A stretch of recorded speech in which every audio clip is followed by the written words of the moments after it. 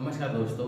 आज हम पढ़ने वाले बेसिक साइंस का हमारे पास जो टॉपिक है वो टॉपिक है दोस्तों मानव तंत्र। हमारे शरीर की जो संरचना है उसमें कितने कितने जो तंत्र सम्मिलित है उन सब के बारे में हम यहाँ जो है बेसिक जानकारी पढ़ेंगे। तो उससे पहले हम दोस्तों बेसिक कुछ चीजें जान लेते हैं जो हमारे शरीर से रिलेटेड कुछ चीजें कि दोस्तों हमारा जो शरीर है वो बहुत ही सूक्ष्म इकाइयों से मिलकर बना है जिन्हें हम कोशिका कहते हैं। तो दोस्तों जो कोशिका क्या होगी, हमारे शरीर की संरचनात्मक और क्रियात्मक जो इकाई है वो दोस्तों कोशिका होती है। हमारा शरीर जो है छोटी छोटी छोटी कोशिकाओं से मिलकर बनता है। अब दोस्तों कोशिकाओं का ऐसा समूह जो एक जैसा कार्य करते हैं, जो समान कार्य करते हैं, वो दोस्तों सारे मिलके क्या करते हैं, ऊतक का निर्माण करते हैं, टिश्यू बनाते हैं, जैसे पेशी ऊतक हो गया, अस्थि ऊतक हो गया, इन ऊतकों का निर्माण करते हैं। अब एक ये विशिष्ट ऊतक होते हैं दोस्तों जो मिलके क्या करते हैं, एक अंग का निर्माण करते हैं। ऊतकों का जो समूह विशिष्ट प्रकार के जो ऊतक है वो सारे मिलके क्या करते हैं, अंगों का निर्माण करते हैं। अंग जैसे अमाशय हो गया, यकृत हो गया, ये सारी चीजें इसमें दे रखी है। और भी जो शरीर के अंग होते हैं। अब दोस्तों विभिन्न अंग, हमारे शरीर में जितने भी अंग है वो सारे मिलकर दोस्तों एक तंत्र का निर्माण करता है, या एक जो है संस्थान का निर्माण जो दोस्तों करते हैं। जैसे श्वसन तंत्र हो गया, पाचन तंत्र हो गया, उत्सर्जन तंत्र हो गया, जनन तंत्र हो गया, ये सारे तंत्र है और विभिन्न प्रकार के जो तंत्र हमारे शरीर में पाए जाते हैं। क्योंकि हमारा जो शरीर है वो उसकी संरचना बहुत ही दोस्तों जटिल होती है। ये बहुकोशिकीय जो है जीवों की श्रेणी में आता है दोस्तों। इसमें जो विभिन्न प्रकार के जो तंत्र है उनमें जब आज जो सबसे पहले दोस्तों पढ़ेंगे, नंबर 1 से जो स्टार्ट करेंगे दोस्तों वो है पाचन तंत्र। तो पाचन तंत्र का दोस्तों यहाँ आप चित्र देख सकते हो, मैंने जो पूरा एक चित्र बना रखा है, इसमें सारी जो चीजें सम्मिलित होती है। हम देख लेते दोस्तों पाचन तंत्र जो है ये मुंह दे रखा, मुंह से दोस्तों स्टार्ट होने के बाद ये सारा जो सिस्टम चलता है, यहाँ से होके अमाशय, फिर दोस्तों अग्नाशय से ये आगे स्टार्ट होता है, ये बड़ी आंत आती है, फिर दोस्तों यहाँ ये छोटी आंत है, यहाँ से लेके लास्ट मलाशय और गुद्दा में जाके खत्म होता है। तो पाचन तंत्र की हम बात कर ले दोस्तों, वो इंसान के या मनुष्य के मुख से शुरू होता है और गुद्दा तक या एनस तक में जाके ये खत्म होता है। इन पूरे जो दोस्तों जो चीज होती है इसके अंदर जो है खाने का जो या भोजन का जो है दोस्तों पाचन होता है। अब पाचन तंत्र के दोस्तों हम यहाँ अंगों की बात कर ले, मुख्य अंग इसमें कौन कौन से होते हैं। तो दोस्तों हो गया मुख, इंग्लिश में इसको माउथ कहते हैं, ग्रसनी, फेरेक्स, ग्रास नली और इसोफेगस, अमाशय, स्टोमक, छोटी आंत, स्मॉल इंटेस्टाइन, बड़ी आंत, लार्ज इंटेस्टाइन, मल द्वार जिसको रेक्टम कहते हैं। दोस्तों ये सारे तो जो है इसमें अंग सम्मिलित होते हैं जो सारे मिलके क्या करते हैं दोस्तों आहार नाल का निर्माण करते हैं। अब दोस्तों इसमें आहार नाल की हम बात कर ले तो ये क्वेश्चन पूछा जा सकता है इसकी लंबाई कितनी होती है, तो वो होती है 8 से 10 मीटर तक जो है इसकी लंबाई होती है। इसके दोस्तों प्रमुख कार्य क्या होती है, तो आहार नाल यहाँ पे प्रमुख रूप से मुख्य रूप से जो दोस्तों 3 कार्य करती है। एक तो जो दोस्तों हम जो भोजन जो ग्रहण करते हैं वो दोस्तों उसमें कार्बोहाइड्रेट, वसा, प्रोटीन, ये सारी चीजें सम्मिलित होती है जिसको क्या करता है हमारा शरीर पचा नहीं पाता, तो इसको छोटे टुकड़ों में तोड़ना होता है, इसको सरलीकृत करना होता है। कॉम्प्लेक्स जो सब्सटेंस होते हैं उसको सिंपल सब्सटेंस में तोड़ना होता है दोस्तों। तो आहार को क्या करता है, सरलीकृत करता है। आहार नाल का पहला कार्य तो हो गया। दूसरा हम बात कर ले दोस्तों इसमें पचित आहार का अवशोषण। शरीर में जो दोस्तों यहाँ अंदर खाना चला गया दोस्तों वो जो पच रहा है तो उसको क्या करता है, उसका अवशोषण करना, शरीर को जो है आवश्यक ऊर्जा प्रदान करना, ये दूसरा कार्य होता है। तीसरा है दोस्तों आहार को मुख से मल द्वार तक पहुंचाना। हमने जो यहाँ खाना खाया वो धीरे धीरे पचता पचता क्या दोस्तों मल द्वार या गुदा तक जो है इसको पहुंचाना है, जिसके बाद जो है इसको बाहर उत्सर्जन कर लिया जाता है। क्योंकि यहाँ पे खाने में जो है दोस्तों केवल वेस्टेज बचता है, इससे जितनी भी एनर्जी लेनी थी वो हमारा शरीर जो है दोस्तों पूरी ले चुका होता है। उसके बाद दोस्तों अंग में हम बात कर रहे तो एक हिस्सा हो गया पाचन तंत्र का अंग, दूसरा होता है ग्रंथियां।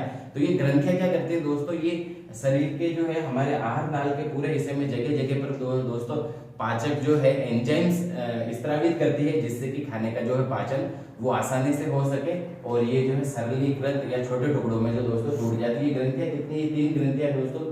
लार ग्रंथियां, तो लार ग्रंथियां जो है दोस्तों ये सेलेवरी जो ग्लैंड है वो मुख में पाई जाती है, ये इस जगह जहां से ये क्या करते हैं लार उत्सर्जित करती है और उसको खाने में जो है मिला देती है। उसके बाद दोस्तों दूसरी जो ग्रंथि होती है यकृत ग्रंथि, जिसको लीवर भी कहते हैं, ये दोस्तों ये बन रखा है, ये हमारा जो लीवर होता है, यहाँ से भी जो है इसमें पाचक रस जो है उत्सर्जित होता है। उसके बाद तीसरा आता है अग्नाशय, पेनिस दोस्तों, ये अग्नाशय ये वाला हिस्सा बन रखा है, ये भी एक पाचक रस जो है यहाँ से मतलब उत्सर्जित करता है, जिससे कि जो है भोजन के पचने में आसानी हो। दोस्तों आगे हम देख लेते हैं कि पाचन क्रिया में प्रयुक्त होने वाले जो अंग थे उनके हम विस्तार से जानकारी यहाँ जो देखेंगे। सबसे पहले हम बात कर लेते हैं दोस्तों मुख। तो ये जो हमारा जो हिस्सा मुंह आपने देखा होगा, तो ये कहाँ से होता है दोस्तों, मुंह गुहा जो है वहां से लेके जो है ये शुरू होता है। इसका जो आकार दोस्तों कटोरे नुमा जो होता है इसमें तालु होते हैं दोस्तों, दो तालु होते हैं, एक जो डाउन साइड में नीचे की ओर होता है, एक ऊपर की ओर अप साइड होता है दोस्तों। जो ऊपर की ओर तालु होता है वो दोस्तों मजबूत होता है, कठोर होता है थोड़ा, और नीचे की साइड जो तालु होता है वो लचीला होता है थोड़ा। दोस्तों ये इसके अंदर जो है पेशियों से निर्मित, मांसपेशियों से जो निर्मित है जीव होती है, जिसको जीवा कहते हैं। अब जीवा का जो होता है दोस्तों, जो हिस्सा जो हमारे शरीर से या तालु से जो जुड़ा होता है उसको दोस्तों फेनुलम लिंगुअल या जीवा फेनुलम जो है कहते हैं, जिससे कि ये हमारे शरीर में या हमारे मुंह में ये जुड़ी रहती है दोस्तों। इसके अलावा हमारे मुंह में जो दो जो होते हैं होठ होते हैं, एक ऊपर की साइड होता है, एक नीचे की साइड होता है, जिसका काम होता है भोजन को पकड़ना या हम बात करने के लिए जो है इसका यूज करते हैं दोस्तों। इसके अलावा होता है दोस्तों यहाँ जो है हमारे शरीर में जो है मुंह में जो है 16 दोस्तों दांत होते हैं, जिनकी संख्या होती है 32, जिसमें 16 ऊपर की साइड होता है, 16 ही नीचे की साइड होता है। और इंसानों में दोस्तों जो है दांतों की जो ये व्यवस्था जो होती है दोस्तों वो द्विबार दंती होती है, मतलब 2 बार जो है इंसानों में ये दांत आते हैं। आपने देखा होगा दोस्तों, एक तो जो होता है स्टार्टिंग में जो बचपन में होते हैं छोटे बच्चे जब आता है उनके, और फिर 6-7 साल की उम्र में जब वो गिर जाते हैं तो फिर वापस जो आते हैं, तो इसमें जो स्टार्टिंग में जो दूध के जिसको दांत कहते हैं दोस्तों वो तो जो है 5-7 साल तक टूट जाते हैं, और उसके बाद जो दांत आते हैं दोस्तों वो लगभग परमानेंट रहते हैं 40-50 साल तक, जब तक आप उसको साफ सुथरे रख रहे हैं। उसके बाद दोस्तों नेक्स्ट आता है, इसमें दांतों की हम बात कर ले दोस्तों, ये 4 प्रकार के होते हैं। आप अपने शरीर में जो है दोस्तों देख सकते हैं। सबसे पहले आता है दोस्तों कृंतक, सीजर्स जिसको कहते हैं दोस्तों। तो सबसे आगे के जो ये दांत दोस्तों ये कृंतक इंसीजर कहलाते हैं दोस्तों। ये 6 माह की जो उम्र में निकल आते हैं। उसके बाद दोस्तों बात होता है रत्नक, आगे के जो काटने पीटने के दोस्तों, ये चीरने फाड़ने के। आपने देखा होगा स्टार्टिंग के जो 4 दांत छोड़ के दोस्तों ऊपर की साइड, जबड़े की साइड, नीचे की साइड जो तीखे दांत होते हैं दोस्तों उसको रत्नक कहते हैं। ये चीरने फाड़ने के काम आते हैं। ये दोस्तों 16 से जो है 20 माह की उम्र में ये आ जाते हैं, और प्रत्येक जबड़े में जो है 2 होते हैं, ऊपर के जबड़े में भी 2 और नीचे के जबड़े में भी जो होते हैं दोस्तों ये। तो जो दोस्तों मांस खाने वाले जो जीव है जैसे शेर हो गया, उनके ये दांत जो होते हैं दोस्तों बहुत विकसित होते हैं, बड़े होते हैं, काफी तीखे भी होते हैं। उसके बाद दोस्तों आता है अग्र चवर्णक। तो ये जो दांत होते हैं दोस्तों ये चबाने में काम आता है, जो जिनको हम दाढ़ कहते हैं, ये चबाने के काम आता है। ये 10 से जो है 11 वर्ष की उम्र तक निकल आती है, और इनकी संख्या दोस्तों प्रत्येक जबड़े में हम बात कर ले तो ये 4 यहाँ होती है। उसके बाद दोस्तों नेक्स्ट जो इसमें दांतों की जो क्वालिटी आती है, कंटेंट आता है, जो चवर्णक जो आता है दोस्तों, ये 12 से 15 माह के पहली बार जो ये निकलते हैं दोस्तों वो 12 से 15 माह की उम्र में जो है आ जाते हैं। और इनके जो दोनों जबड़ों में दोस्तों जो संख्या है 6 ऊपर की साइड और 6 नीचे की साइड ये होते हैं। तो दांत हमारे मुंह में दोस्तों जबड़ों के द्वारा जो है वो अटके हुए रहते हैं, यहाँ फिक्स रहते हैं। अब उसके बाद दोस्तों ये पहला जो हमारा मुख का जो हमने ये पूरा जो हिस्सा दोस्तों हमने यहाँ से क्लियर कर लिया कि ये मुख क्या करती है। उसके बाद दोस्तों दूसरे हम बात कर लें ग्रसनी। तो मुख के बाद जो हिस्सा शुरू होता है दोस्तों वो ग्रसनी का होता है। ये यहाँ से आप देख सकते हो दोस्तों ये वाला हिस्सा, ये जो हिस्सा है ग्रसनी। अब यहाँ देख सकते हो आप दोस्तों ये ग्रसनी है, पीछे की साइड में जो है ग्रसनी जा रही है, जिससे खाना जो है आगे आमाशय की ओर जाता है, और आगे की साइड दोस्तों ये जो है ये श्वास नली है, जिससे हम क्या करते हैं श्वास लेते हैं। यहाँ फेफड़ों में जो है एक ही साइड फेफड़ा एक ही साइड फेफड़ा, तो ये उसमें जाती है। तो दोस्तों ग्रसनी जो यहाँ लग रखी होती है, ये ग्रसनी आगे वाला मुख के बाद वाला जो हिस्सा ग्रसनी होता है दोस्तों, इसका मुख्यतः इसकी संरचना ऐसी होती है, या इसका मुख्य जो काम होता है वो यही होता है दोस्तों कि जब भी हम खाना खाते हैं तो वो क्या करे, वो सीधा सा जो है आमाशय में जाए, किसी भी तरीके से या किसी भी कारण से जो है श्वास नली में ये प्रवेश ना कर पाए, वो मुख्य काम होता है ग्रसनी का।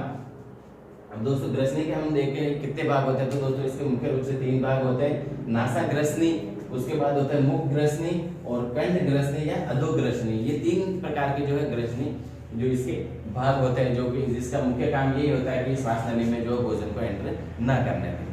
दोस्तों जो मानव शरीर के जो हम पाचन तंत्र पढ़ रहे थे उसमें हमारा जो तीसरा हिस्सा आता है ग्रास नली। तो ग्रास नली क्या होती है दोस्तों, ये वाली देखिए आप ग्रेसिका, जो यहाँ से लेके ये यहाँ से लेके यहाँ तक है, ये हिस्सा जो पूरा दिख रहा है आपको, ये वाला हिस्सा यहाँ से इससे लेके ऊपर तक ये पूरा ग्रेसिका या ग्रास नली कहलाती है। तो ये क्या होती है इसके बारे में हम देख लेते हैं दोस्तों। ये सक्रिय पेशीय नली है, मतलब मांसपेशियों की बनी हुई बिल्कुल पतली सी जो नली है, इसकी लंबाई जो है 25 सेंटीमीटर होती है। ये यहाँ से लेके यहाँ तक की जो लंबाई है दोस्तों लगभग ये 25 सेंटीमीटर होती है। और इसका जो मुख्य काम है दोस्तों वो भोजन को, जो हमने मुंह से जो भोजन को अंदर लिया है उस भोजन को कहाँ तक पहुंचाना, इस हिस्से तक, अमाशय तक जो है, स्टोमच तक जो है इसको भोजन को पहुंचाना इसका मुख्य काम होता है। दोस्तों एक इसमें होती है कि इसमें श्लेष्मा ग्रंथियां होती है, जो श्लेष्म का जो दोस्तों लिक्विड जो होता है या तरल पदार्थ जो होता है, जिसको ये श्लेष्मा ग्रंथियों से जो है दोस्तों स्त्रावित होता है, ये भोजन को क्या करता है दोस्तों, लसदार बनाता है, मतलब उसको गीला करता है, ऐसा बनाता है। अब दोस्तों इसमें जो भित्तियां होती है दोस्तों, ये वाली देखिए आप, जो ये वाली भित्तियां जो दिख रही है, ये वाली दीवार, और भित्तियों का मतलब होता है दीवार, ये वाली दीवार, ये दोनों दीवारें होती है दोस्तों, इसमें क्रमांकुंचन की गति होती है। ये क्या होती है दोस्तों, देखिए जैसे ये नली है, तो यहाँ से ये जब जो है प्रेस होगी, दबेगी, तो ये जोड़ी होगी, फिर ये दबेगी, फिर ये, तो दोस्तों ये जो पूरी 5 में से 25 सेंटीमीटर की जो नली है, ये इस प्रकार की जो गति है, मतलब सिकुड़ना वापस फैलना, सिकुड़ना फैलना, सिकुड़ना फैलना, जिसको क्रमांकुंचन गति कहते हैं, ये गति है, जिससे क्या होता है खाना दोस्तों धीरे धीरे जो है नीचे की ओर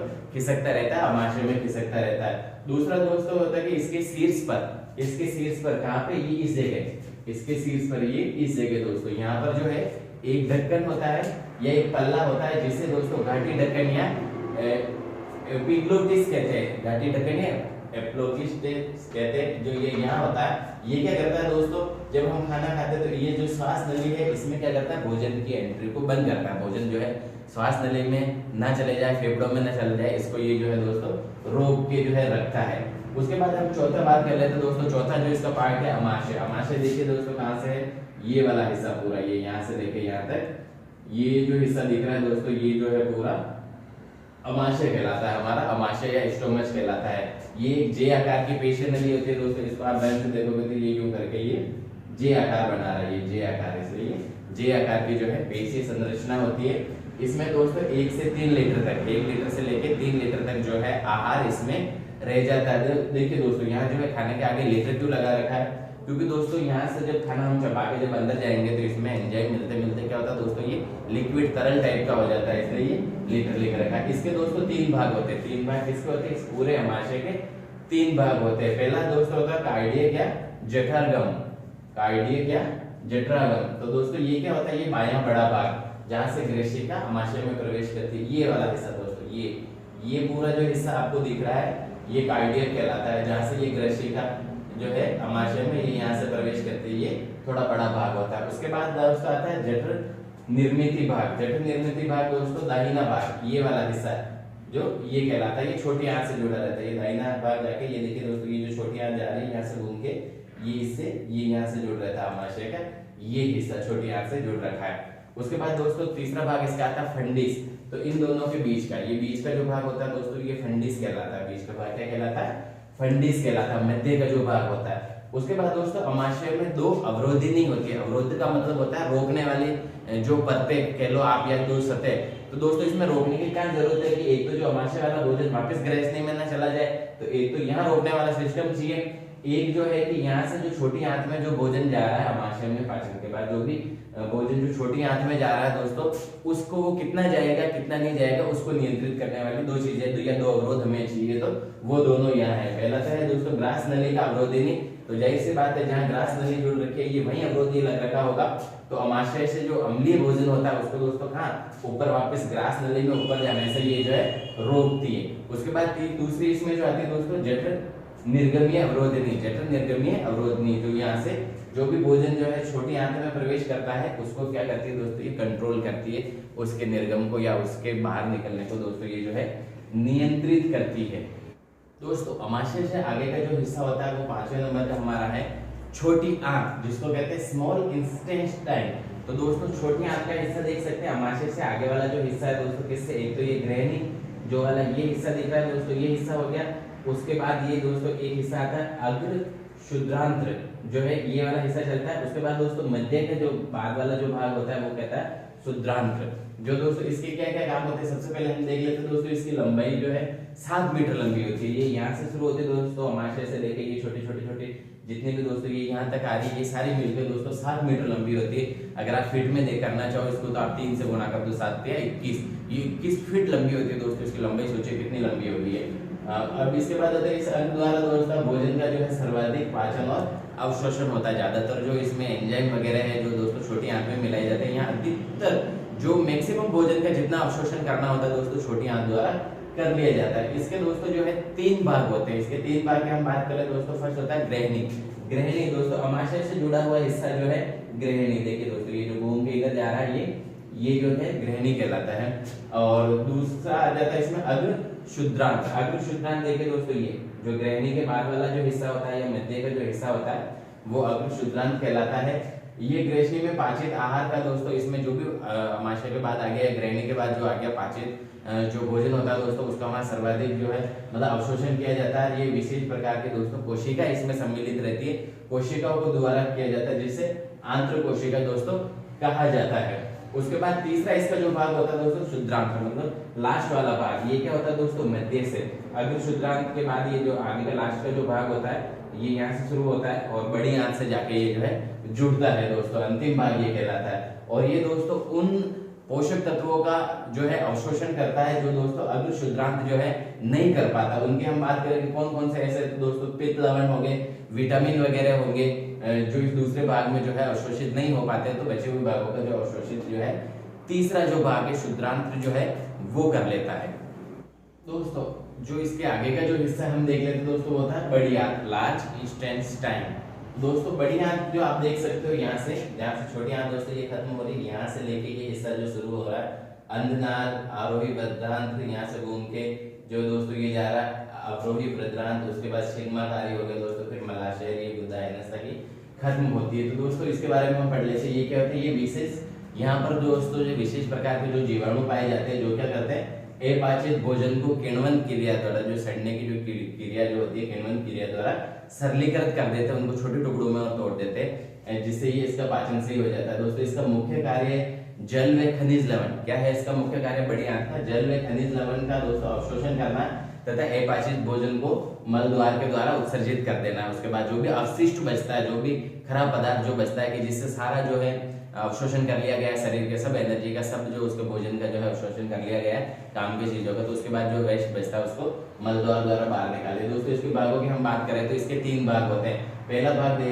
रखा दोस्तों अधांत्र या अंधनाल। अंधनाल कौन सा हो गया दोस्तों, ये देखिए ये पहला वाला हिस्सा जो यहाँ से, ये कौन सा हिस्सा है दोस्तों, जो छोटी आंत से, ये छोटी आंत आ रही है हमारा, यहाँ से छोटी आंत से जो जुड़ने वाला जो हिस्सा होता है दोस्तों वो पहला जो है वो हमारा अंधनाल कहलाता है। तो ये क्या करता है दोस्तों शुद्रांत से जो ये दे रखा है, ये लास्ट वाला जो हिस्सा है, इससे जो कुछ भोजन जो दोस्तों बच जाता है, जो पाचन जिसका नहीं हो पाता है, वहां से पाचित आहार जो होता है दोस्तों उसका अवशोषण जो है कर लिया जाता है। शेष जो अवशिष्ट जो बचता है दोस्तों वो यहाँ पे आ जाता है, वृद्धांत्र में जो पहुंचा दिया जाता है। और ये अंधनाल से नीचे दोस्तों 4-5 इंच ये वाला हिस्सा देखिए दोस्तों, ये वाला हिस्सा जो दिख रहा है यहाँ से, ये 4 या 5 इंच का लंबा एक नलीनुमा दोस्तों संरचना होती है, जिससे कृमि रूपी परिशेषिका दोस्तों कहा जाता है, जिसे वर्मीफॉर्म अपेंडिक्स भी कहते हैं। तो दोस्तों जब किसी का पेट दर्द कर रहा है तो उसमें अपेंडिक्स की जो प्रॉब्लम होती है, तो दोस्तों ये वाला जो छोटा सा आपको भाग दिख रहा है यही वो अपेंडिक्स है जो दुखती है दोस्तों, और ये जो यहाँ से इसका ऑपरेशन होता है, इसकी प्रॉब्लम ये यहाँ चल रही होती है। उसके बाद दोस्तों आता है वृद्धांत्र। इसके बाद का जो हिस्सा है दोस्तों ये वृद्धांत्र आता है, ये आगे का जो चलता है जो आरोही और अवरोही 2 टाइप का है, ये यहाँ से पूरा घूम के आता है वृद्धांत। ये दोस्तों उल्टे यू, उल्टे यू कैसे देखिए दोस्तों, यू को हम कैसे लिखते हैं ऐसे, लेकिन इसका आकार कैसे है, ये यू, ये यहाँ से शुरू होकर ये घूम के ये पूरा यू आकार है जो उल्टे यू आकार का है। और इसकी जो लंबाई हम बात करें दोस्तों तो 1.3 मीटर की ये लंबी नलिका होती है। इसके खुद के जो है 4 भाग होते हैं। पहला जो दोस्तों उसमें हो गया आरोही, ये हो गया आरोही वृद्धांत्र, ये दोस्तों 15 सेंटीमीटर, ये आरोही वाला जो हिस्सा होता है दोस्तों 15 सेंटीमीटर लंबा होता है। उसके बाद दोस्तों आता है अनुप्रस्थ, ये सेकंड नंबर का जो अनुप्रस्थ वृद्धांत्र, ये जो बीच का जो हिस्सा होता है दोस्तों अनुप्रस्थ वृद्धांत्र, ये जो 50 सेंटीमीटर लंबा होता है। उसके बाद दोस्तों आता है आरोही वृद्धांत्र, तो ये दे रखा है, ये तीसरा हिस्सा यहाँ पे दे रखा, ये आरोही का ये जो हिस्सा जो दिख रहा है दोस्तों आपको, ये आरोही वृद्धांत्र कहलाता है। और उसके बाद ये 25 सेंटीमीटर का होता है। उसके बाद जो सिग्माकार आते हैं दोस्तों ये 40 सेंटीमीटर लंबी होती है, ये जो दे रखा है दोस्तों ये 40 सेंटीमीटर जो है सिग्माकारी फोर्थ इसका जो पार्ट है वो कहलाता है। उसके बाद दोस्तों जो बड़ी आंत का जो तीसरा है, ये तो 3 इसके खत्म हो गए, बड़ी आंत का जो तीसरा हिस्सा लास्ट जो है दोस्तों ये मलाशय कहलाता है।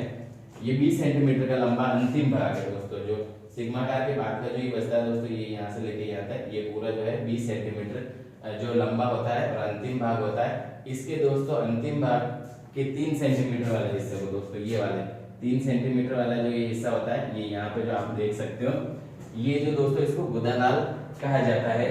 ये मलद्वार एनस, ये दोस्तों ये जो है मलद्वार जो है एनस के रास्ते बाहर खुलता है। तो यहाँ जो इतने भी भोजन का जो है पूरा जो यहाँ से पाचन होने के बाद जो अपशिष्ट बचते हैं वो यहाँ से क्या होता है दोस्तों बाहर उत्सर्जित कर लिए जाते हैं, क्योंकि अब उसका शरीर में जो है कोई काम नहीं रहा। दोस्तों हमने जो है जो पाचन के जितने भी अंग थे दोस्तों उसके बारे में पढ़ लिया। अब जो दूसरा हिस्सा आता है दोस्तों पाचन की जो ग्रंथियां कौन कौन सी जो यहाँ एंजाइम का स्त्रावित करते हैं दोस्तों, ये 3 प्रमुख ग्रंथि है। पहले लार ग्रंथि, दूसरा है अग्नाशय और तीसरा है दोस्तों यकृत, जिसको लीवर भी कहते हैं। इन तीनों ग्रंथियों के बारे में हम पढ़ेंगे, ये क्या काम करती है, कहाँ स्थित होती है। दोस्तों लार ग्रंथि जो है मुख्य रूप से मुंह में पाई जाती है दोस्तों, जिसमें कर्ण पर ग्रंथि, पूर्व ग्रंथि जो हो गया, अधोजम और अधोजीवा, ये जो दोस्तों ये यहाँ होते हैं जीभ के आगे वाले हिस्से पे, जीभ के नीचे और कान के पीछे वाले की तरफ दोस्तों। ये तो इसमें क्या काम होता है दोस्तों, इसमें मुंह में जो है लार उत्पन्न करना और भोजन को दोस्तों गीला करना। मुख्य इसका जो कार्य है दोस्तों भोजन में उपस्थित स्टार्च का, भोजन में जो स्टार्च उपस्थित है दोस्तों उसका मुंह में ही पाचन जो है शुरू कर देना है और भोजन को चिकना तथा घुलनशील जो है बना देना। और दूसरा काम इसका होता है दोस्तों दांत हो गए, हमारे मुख ग्रैशिका हो गया, मुंह का जो पूरा हिस्सा हो गया, या जीभ होगी दोस्तों, उसका ये सफाई करना भी जो है इसका काम होता है। अब दोस्तों लार ग्रंथि के 3 भाग होते हैं। कर्णपूर्व ग्रंथि दोस्तों ये वाले जिसको हम ए भाग से दर्शाते हैं, ये जो हिस्सा दे रखा है कर्णपूर्व ग्रंथि, ये दोस्तों सिर में तरल का स्राव करती है तथा ये गालों में पाई जाती है, ये इधर गाल के पीछे वाले हिस्से में पाई जाती है। उसके बाद बे जो आता है दोस्तों अधोजीभ, अधोजम ये वाला जो है बे हिस्सा, ये दोस्तों ये ग्रंथि ये मिश्रित ग्रंथि है जिसमें जिसमें तरल पदार्थ तथा श्लेष्मिक स्त्रावण दोस्तों दोनों होता है। तीसरा हम कर देते हैं दोस्तों अधोजीवा ग्रंथि, ये दे रखा है, ये से वाला हिस्सा दोस्तों ये जीभ के जो है नीचे की और पाई जाती है। इसका काम भी जो होता है वो श्लेष्मिक जो है स्त्राव करना मुख्य रूप से होता है। उसके बाद दोस्तों हम बात कर लेते हैं अग्नाशय। अग्नाशय जो है हमारे पास एक मिश्रित ग्रंथि है जिसके 2 काम होते हैं दोस्तों। अग्नाशय जो है हम देख लेते हैं, ये वाला हिस्सा देख रहे हैं दोस्तों, ये जो हिस्सा पूरा है दोस्तों ये अग्नाशय कहलाता है। ये अग्नाशय ग्रंथि है जिसके 2 काम होते हैं दोस्तों। एक तो अंतःस्रावी हार्मोन कौन कौन से दोस्तों, इंसुलिन जो है ग्लूकेगॉन तथा बहिस्रावित जो अग्नाशयी रस का जो स्रावन करना, मतलब 2 काम हो गया, अंतःस्रावी इंसुलिन और ग्लूकेगॉन का जो है स्राव करना और बहिस्रावी अग्नाशयी रस का जो है स्राव करना, इसके काम होते हैं। ये 6 से 8 इंच की लंबी, इसकी जो लंबाई होती है दोस्तों ये 6 से 8 होती है। ये लगभग आप देखिए ये यू के आकार की यहाँ पे बन रही है। इसमें स्रावित एंजाइम आंतों में दोस्तों प्रोटीन, वसा, कार्बोहाइड्रेट के पाचन में मदद करता है। प्रोटीन हमें कहाँ से मिलेगी, जो हम दाल वगैरह खाते हैं, वसा जो तेल, घी, जो भी ऐसे चिकने पदार्थ खाते हैं, कार्बोहाइड्रेट सभी अनाज में, तो इनका पाचन ये करने में मदद करता है। उसके बाद दोस्तों इंसुलिन और ग्लूकेगॉन जो ये दोनों जो हार्मोन है अंतःस्रावित करते हैं दोस्तों शरीर में जो है रक्त शर्करा जिसको ब्लड शुगर भी कहते हैं उसका दोस्तों ये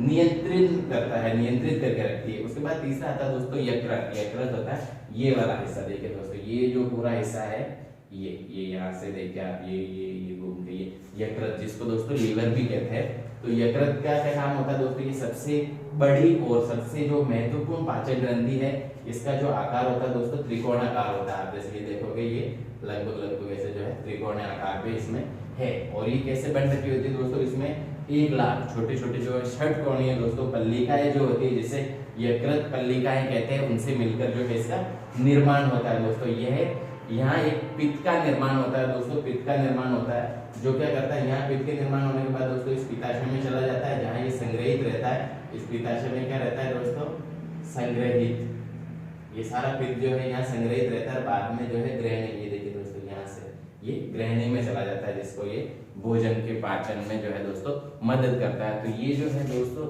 तीनों प्रकार की जो पाचन ग्रंथियां थी और ये जो हमारा जो पूरा जो शरीर का जो दोस्तों एलिमेंट्री जो कैनाल थे या जो पाचन का जो पूरा सिस्टम था वो मैंने आपको यहाँ पढ़ा दिया। अब दोस्तों इसमें जो आगे बेसिक जो है कौन कौन से दोस्तों यहाँ जो है स्त्रावित होते हैं हार्मोन और किस जगह होती है उसके बारे में हम जो है यहाँ पढ़ लेते हैं।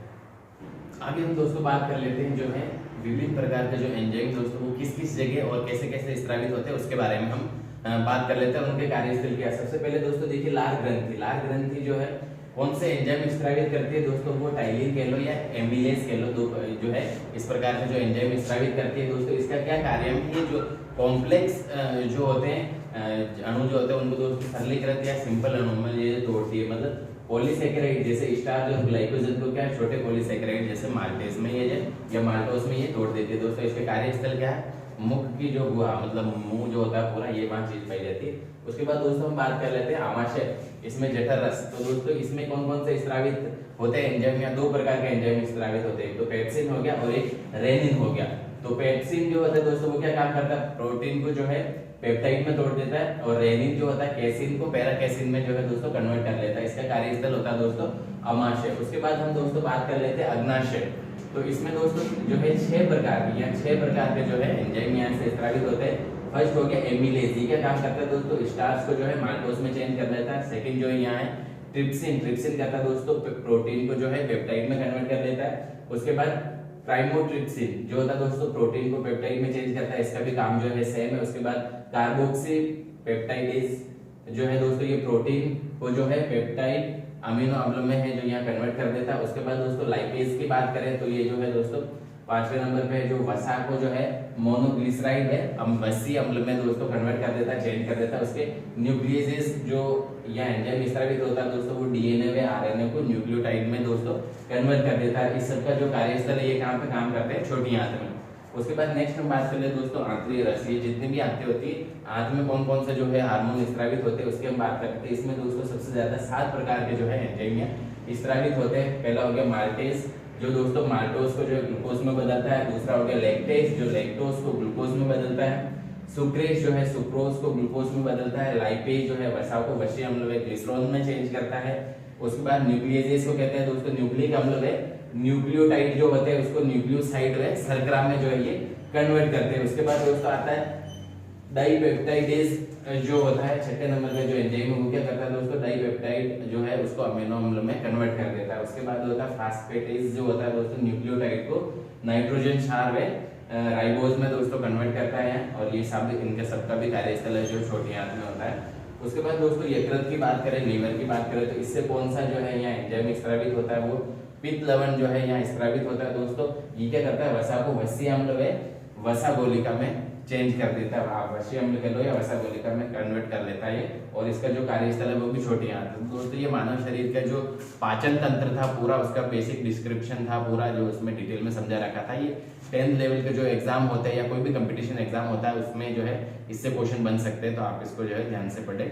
और दोस्तों जो चैनल पर अगर आप नए हैं तो चैनल को सब्सक्राइब करना ना भूलें, और जो बेल आइकन है उसको दबा दें ताकि अगला जो भी वीडियो है वो आपको जल्दी से मिल जाए। दोस्तों ये वीडियो कैसा आपको लगा आप कमेंट करना ना भूलें, और दोस्तों वीडियो के बारे में जो भी जानकारी आपको कैसे लगी वो कमेंट करके जरूर बताएं, ताकि इसके अगले वाला जो है श्वसन तंत्र या आगे के जो भी तंत्र है वो वीडियो में आपको जल्दी से जल्दी बना दूँ। दोस्तों मिलते हैं कल एक फिर नए वीडियो के साथ, तब तक के लिए नमस्कार है, थैंक यू।